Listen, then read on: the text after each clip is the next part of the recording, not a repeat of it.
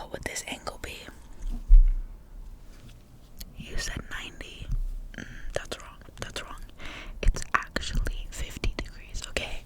Because 90 plus 50 is equal to 180, okay? Does that make sense? Yeah. I hope that makes sense for you. Also, if you have this shape, what is this shape called? Circle. No, we just did a circle. A circle was this, okay? What is this? A diamond. Yeah, exactly. So if you have a diamond, how can you calculate how many degrees is in the diamond? You can't. You just have to know it. Yeah, exactly. So how many degrees is in there? 270. Exactly. You're getting the hang of it. Okay. 270 degrees in this diamond. Okay, you got that. So tell me, what other things is your test on? Algebra. Okay, and how do you feel about algebra? Okay, how do you feel about algebra? Algebra.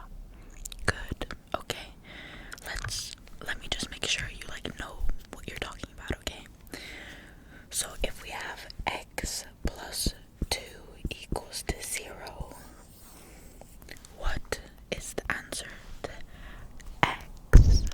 X plus 2 equals to 0. What is the answer to that? Minus 2. No, let me show you. You have x and then you move the 2 to the other side, okay? When you move it to the other side, it's just equal to 2. So x is equal to 2, yeah? Good.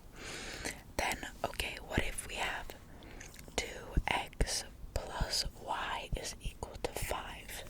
Yeah? And x is equal to 2.5. This is called a systems of equations, okay? It's called a systems of equations. Do you see that? 2x plus y equals to 5, and x is equal to 2.5. Do you know how to solve this?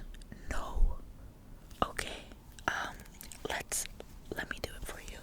So, I don't know if you can see, but look down here, look down here. You take a 2 and then you plug in 2.5 in where x is meant to be, yeah?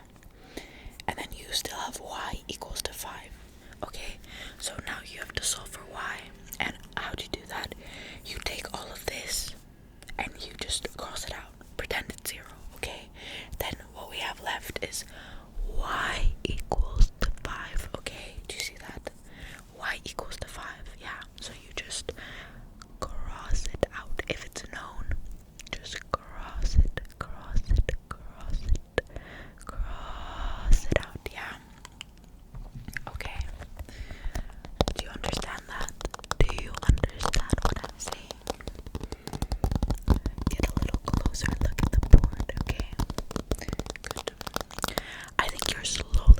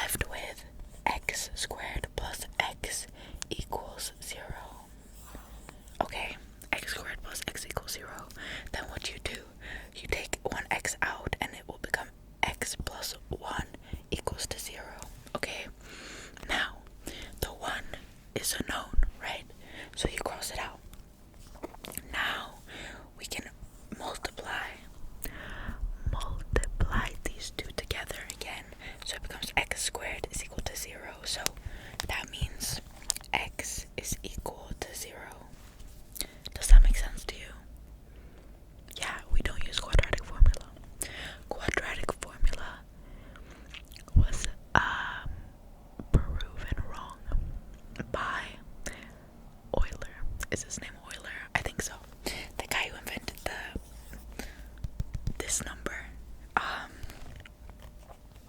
He proved it wrong, yeah, so we don't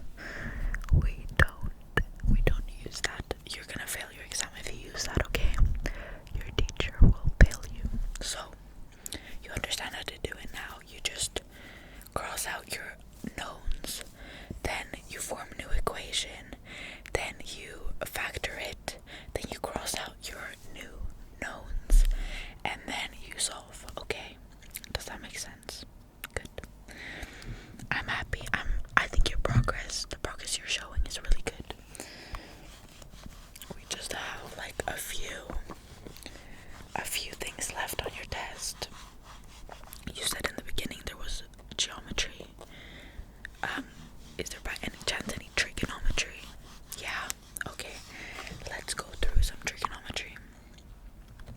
So, if you have a square, remember, if you have your square and you have this angle and you have these two angles like this, you use, in this case, when you have the square, the circle angle there, in this case you will use cosine and sine law because you cannot use Pythagorean theorem, okay? So cosine law looks something like this, okay? If you know this length, let's call it x, and you know this length, we call it y, and you know this angle, let's call the angle alpha, okay? Then the cosine rule is basically using cosine, so it's like this. And okay, this is for if you want to find z, or if you know y, z, and x, and you want to find alpha. You can use it whenever, really. Just remember the golden rule is to cross out all the knowns, okay?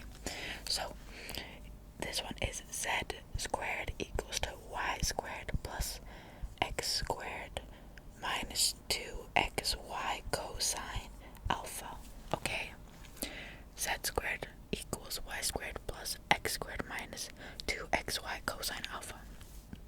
So this is a really special case, okay? Because we have this 2 up here, which means squared. And when something is squared and something else is squared, you can just cross it out, okay? So we cross that out, we cross this one out, we cross this one out. And since there's also a 2 here, we just cross it out because we don't need it. So what we're left is then is z equals to y plus x minus xy cosine alpha, right? And now your professor may ask you to find x, right? Ta-da! We found it. Okay, we already have it, so you don't even need this equation. This equation is unnecessary. If they say find x,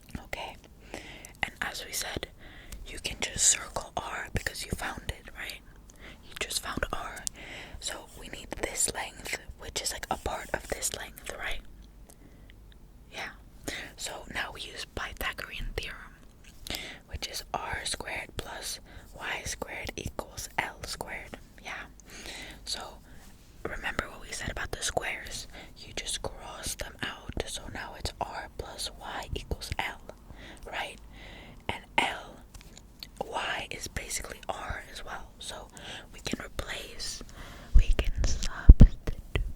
substitute y for r. So now we just have r plus r equals to L. So L equals to 2r. But we cannot forget the theta because it's really important, as I showed here. Like, I've circled it a bunch of times because it's very important. So you add it back, and this is the arc length formula, okay? This is the arc length formula. It's L equals 2r theta. Yeah. Do you feel